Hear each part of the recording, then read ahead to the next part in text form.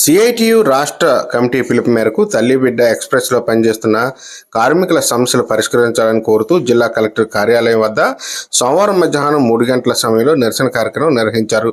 ఈ సందర్భంగా సిఐటియు జిల్లా సహాయ కార్యదర్శి ఎల్ సుందరరావు మాట్లాడుతూ తల్లిబిడ్డ ఎక్స్ప్రెస్లో రాష్ట్ర వ్యాప్తంగా 500 వాహనాల్లో దాదాపుగా కెప్టెన్ డ్రైవర్లుగా పనిచేస్తున్నారని, వీరంతా ప్రస్తుతం అరబిందో ఏఐఈఎంఎస్ సంస్థ ద్వారా రాష్ట్రం ప్రభుత్వం వైద్య ఆరోగ్య శాఖ సేవలు అందిస్తున్నారని, అరబిందో యాజమాన్యం గత 7 సంవత్సరాలుగా నెలకు కేవలం 8,800 వేతనాన్ని మాత్రమే యాజమాన్యం చెల్లిస్తుందని, సిటిసి పేరిట యాజమాన్యం కట్టాల్సిన పిఎఫ్ వాటాను కూడా ఉద్యోగుల నుంచే మినహాయిస్తూ చట్టాన్ని ఉల్లంఘిస్తుందని ఆయన తెలియజేశారు.